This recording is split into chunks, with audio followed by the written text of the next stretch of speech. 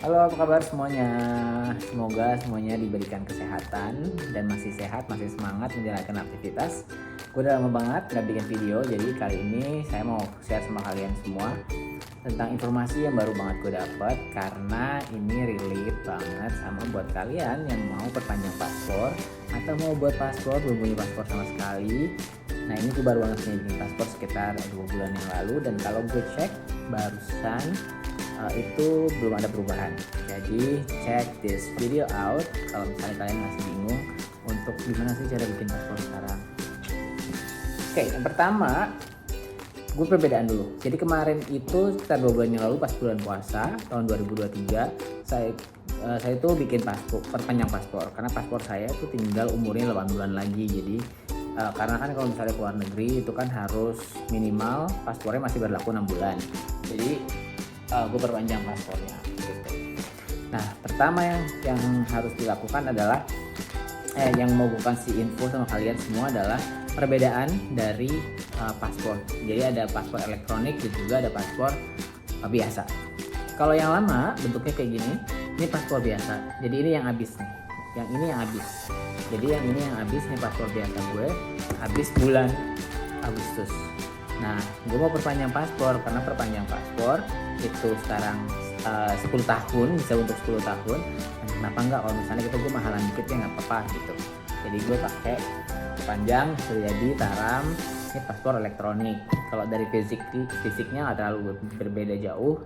Ini mungkin lebih buluk aja karena udah sering dipakai ya. Ini baru belum pernah dipakai sama sekali. Bedanya ada di sini. Ada logo kayak ini. Elektronik. Harganya yang ini 350.000, yang ini 650.000 kayaknya.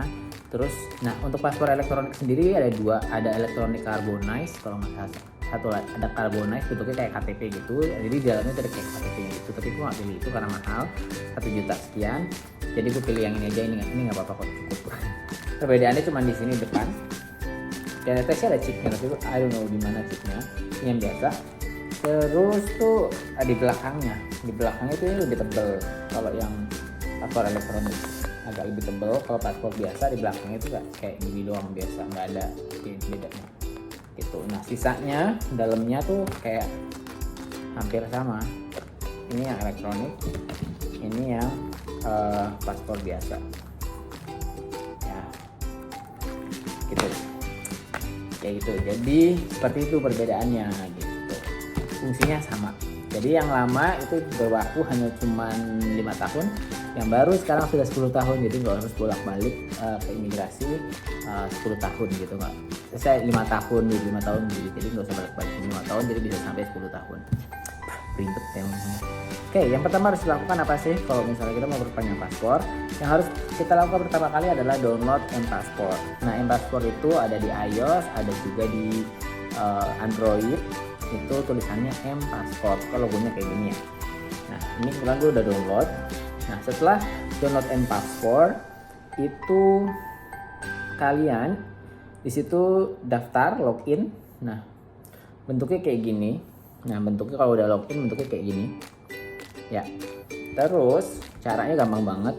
Kalian tuh cuma tinggal pengajuan permohonan. Di sini ada dua. Nanti itu ada dua, ada paspor reguler dan paspor percepatan. Nah, pilih paspor reguler. Kalau paspor percepatan tuh kayak gimana? Paspor percepatan tuh kita udah ngajuin paspor tapi pengen dipercepat gitu loh. Terus klik paspor reguler, ada peringatan gitu, terus kita langsung lanjutkan aja. Nah, di sini pilih ada kayak paspornya untuk siapa? Untuk yang dewasa atau untuk anak-anak gitu. Klik aja untuk yang dewasa. Terus di sini ada kita harus nyari tempat, memilih lokasi pembuatan paspor. Nah, pas kita klik lokasi pembuatan paspor itu ada pilihan untuk lokasi kita saat ini. Nah, pas pilih lokasi kita saat ini kan udah nih, ini alamat gue. Nah, di sini di bawahnya tuh kayak banyak banget pilihan-pilihan kantor imigrasi terdekat. Nah, dari situ tuh bukan cuma kantor imigrasi aja, tapi juga ada beberapa layanan paspor yang tersebar di kota deket tempat lo itu gitu. Jadi bisa di mall. Kalau tempat gue kan di Jogja, jadi ada di Lipo Mall, ada di mana gitu kan, tergantung kota lo masing-masing gitu. Nah, itu pilih aja yang paling dekat dulu. Nah, setelah pilih yang paling dekat, itu misalnya gue nih kayak paspor Yogyakarta gitu ya, kantor imigrasi Yogyakarta. Nah terus milih jenis paspornya apa. Nah ada paspor biasa dulu gitu. Nah paspor biasa. Nah kalau misalnya paspor biasa berarti adalah paspornya itu bentuknya kayak gini. Terus kalau misalnya ada lagi nih paspor yang lain, ada paspor, kalau misalnya kita milih misalnya di kantor imigrasi Yogyakarta, terus lihat pilihannya ada paspor biasa dan paspor elektronik. Berarti di tempat itu ada paspor tadi ada paspor elektronik. Nah waktu itu gue tuh sampai ke Surakarta atau enggak lo, karena di kantor imigrasi Yogyakartanya itu belangkonya lagi kosong untuk paspor elektronik. Jadi yang keluarnya itu adalah paspor biasa aja. Jadi gue harus ke Surakarta karena cuma di Surakarta yang ada paspor elektronik. Nah di situ dipilih jenis paspornya, mau paspor biasa atau paspor elektronik. Terus di bawahnya akan ada pilihan kantor imigrasi terdekat yang menyediakan paspor itu gitu. Saran gue karena 10 tahun mending paspor elektronik aja tuh ya. Karena lebih modern, lebih praktis, dan juga ada beberapa negara yang memberlakukan visa waiver untuk paspor elektronik. Nah kita anggap aja paspor elektronik, terus kita tuh tinggal klik lanjutkan aja. Nah setelah klik lanjutkan, kita itu diminta untuk foto KTP bentuknya kayak gini. Ya foto KTP, kita klik, kita foto KTP kita. Setelah kita foto, di situ kayak ngisi data gitu, ngisi data kakak dan lain, alamat dan lain-lain sampai selesai. Nah kalau misalnya sudah input semua biodata lu, semuanya sudah input, sudah foto juga kayak foto KTP-nya sudah, foto kakak juga sudah. Akte atau misalnya ijazah sudah juga diupload gitu. Jadi tinggal pilih tanggal kedatangan, kita mau datangnya kapan. Nah bentuknya itu milih tanggal kedatangan bentuknya kayak gini nih. Wih, nggak bisa. Jadi kalau warnanya merah kayak gini, ini berarti kuotanya penuh. Kalau warnanya hijau, itu kuota yang bisa kita pilih. Kalau warnanya putih itu berarti jadwalnya belum dibuka.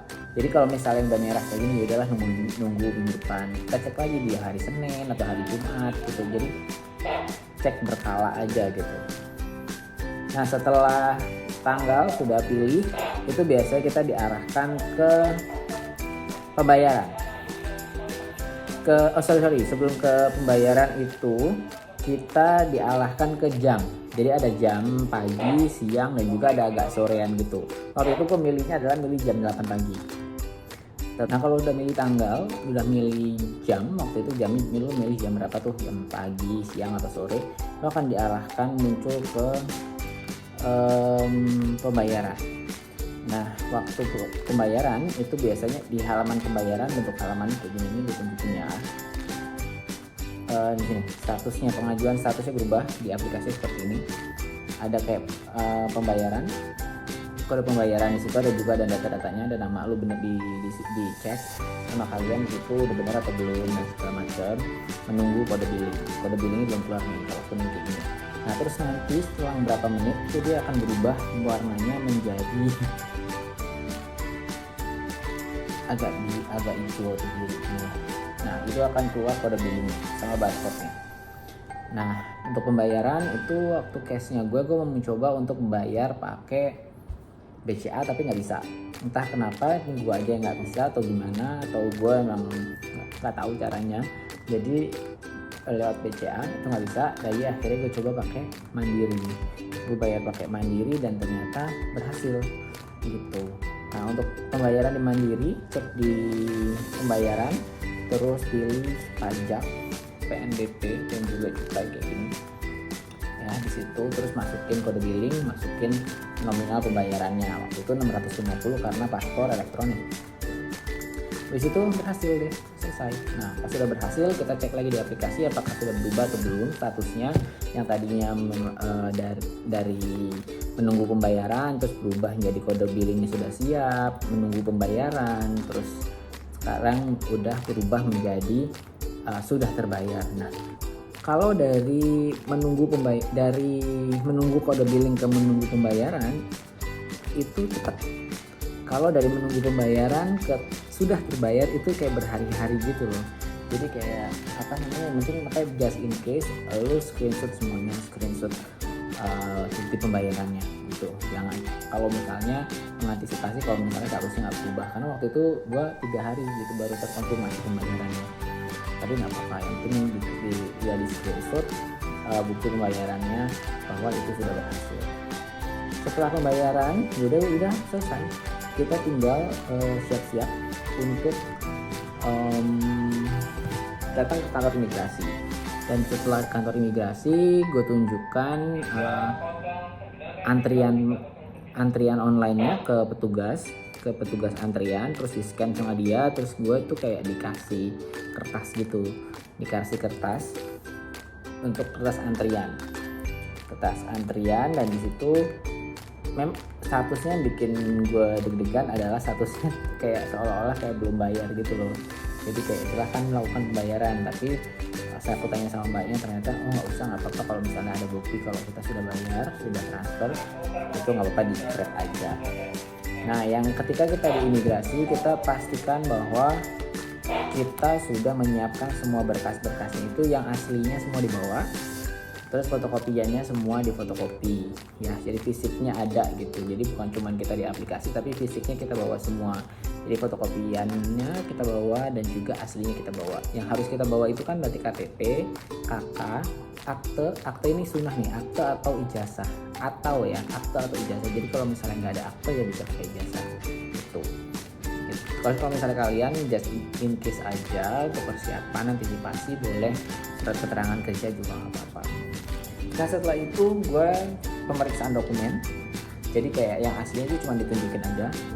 Nah, setelah pemeriksaan dokumen baru di situ sudah lengkap. Setelah ketika udah lengkap dikasih nomor untuk foto meja berapa. Jadi gue diarahkan untuk ke arah untuk pengambilan foto dan wawancara.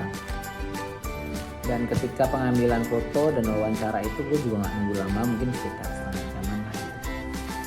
Nah, kurang dari setengah jam akhirnya gue dipanggil untuk foto. Dan setelah difoto itu ya udah, cuman perwawancaranya juga gampang banget, nggak ribet. Cuman emang dia mau kemana mas? Oh ini belum, cuma mau perpanjang paspor aja kemarin, cuma memperpanjang. Terus sudah difoto, di situ nggak boleh pakai kamera dan lain-lain. Terus dibilang kalau misalnya sudah paspornya sudah ready, itu nanti di SMS gitu, di SMS atau di WhatsApp gitu lah. Pokoknya gue kurang paham, gue nggak lupa SMS atau WhatsApp, kayaknya WhatsApp nanti di WhatsApp. Nah, setelah itu jangan lupa disampaikan juga di situ bahwa nanti kita akan ambil paspor lamanya. Terus jadi mbaknya udah bilang, aku udah bilang, mbak nanti saya mau ambil paspor lamanya juga ya gitu. Jadi pas waktu itu udah aku sampaikan di awal gitu.